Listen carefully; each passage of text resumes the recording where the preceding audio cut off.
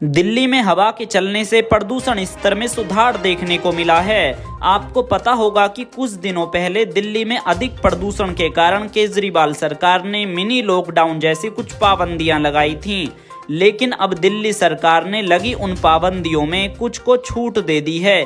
जी हां, बिल्कुल। दिल्ली में प्रदूषण से थोड़ी राहत मिलते ही दिल्ली में लगी पाबंदियों में से कुछ पाबंदियां अब हटा ली गई हैं, जिसके तहत दिल्ली में 5वीं क्लास तक के सभी प्राइमरी स्कूल बंद किए गए थे। अब उनको 9 नवंबर को खोल दिया जाएगा। जी हां, 9 नवंबर बुधवार को दिल्ली के बंद प्राइमरी स्कूलों को फिर से खोल दिया जाएगा। वर्क फ्रॉम होम की पाबंदी को भी हटा दिया गया है, जिससे दिल्ली में अब सभी कर्मचारी पूरी क्षमता से काम कर सकेंगे। लेकिन आपको बता दें कि निर्माण कार्यों पर जो पाबंदी लगाई थी उसमें आपकी खुद की प्राइवेट प्रॉपर्टी से जुड़े निर्माण कार्य और विध्वंस कार्य पर अभी भी रोक रहेगी। जी हां, प्राइवेट कंस्ट्रक्शन और डिमोलिशन वर्क्स अभी बंद रहेंगे, लेकिन जो सरकारी आवश्यक जरूरी कार्य हैं, जिसमें दिल्ली में हाईवे, सड़क, फ्लाईओवर, ओवरब्रिज का निर्माण, दिल्ली जल बोर्ड की पाइपलाइन बिछाने का कार्य, पावर ट्रांसमिशन के कार्य पर जो पाबंदी थी अब उसको हटा लिया गया है। मतलब कि सरकारी आवश्यक निर्माण कार्य में छूट रहेगी। साथ ही railway, airport, Delhi metro, bus terminal, defence, security service से जुड़े निर्माण और विध्वंस कार्य पर भी छूट रहेगी।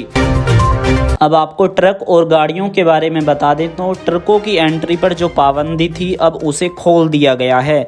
जी हां, ट्रकों पर लगी रोक अब हटा दी गई है। दिल्ली में छोटे बड़े सभी ट्रकों की एंट्री अब चालू कर दी गई है, लेकिन ध्यान रहे कि दिल्ली में 13 नवंबर तक BS3 पेट्रोल गाड़ियां और BS4 डीजल 4 पहिया गाड़ियां अभी भी इन पर रोक जारी रहेगी। तो ध्यान रहे कि 13 नवंबर तक दिल्ली में BS3 पेट्रोल और BS4 डीजल कारों के चलने पर अभी पाबंदी लगी रहेगी, क्योंकि आपको पता होगा कि इस कैटेगरी की गाड़ियां बहुत प्रदूषण करती हैं। अगर इस नियम का उल्लंघन करते हुए पाए गए तो उस पर 20,000 रुपये तक का जुर्माना पड़ सकता है और गाड़ी भी जब्त की जा सकती है। साथ ही बता दें कि नई गाड़ियों की RC पर BS कैटेगरी दर्ज कराना जरूरी होगा।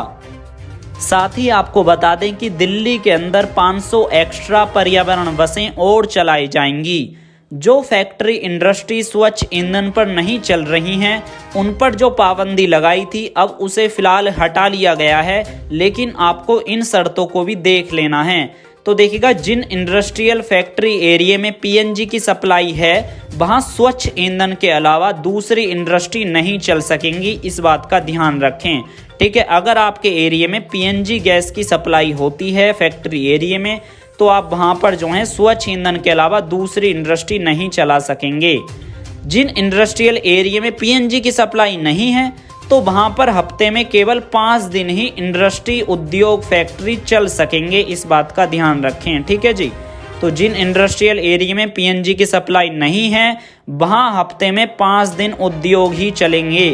साथ ही आपको बता दें, जो ईंट भट्टे हैं, हॉट मिक्स प्लांट हैं, यह जो अप्रूव्ड फ्यूल पर नहीं चल रहे हैं वो अभी फिलहाल बंद ही रहेंगे। ठीक है जी। जो स्टोन क्रशर जोन हैं वो भी पूरी तरह से बंद रहेंगे और माइनिंग से जुड़ी गतिविधियां भी बंद रहेंगी। तो फिलहाल इस वीडियो में इतना ही। यही थी पूरी गाइडलाइंस। यदि आपको ये वीडियो पसंद आई है तो दोस्तों आपसे कहना चाहेंगे कि आप हमारे चैनल को ज़रूर सब्सक्राइब करें। अगर आपको ऐसी ही विस्तार से किसी भी दिल्ली के ऐसे मुद्दे पर पूरी वीडियो अच्छे से चाहिए होगी तो ठीक है, तो आप हमारे इस चैनल को ज़रूर सब्सक्राइब करें, आपसे अपील है। तो रखिए अपना ख्याल। शुक्रिया।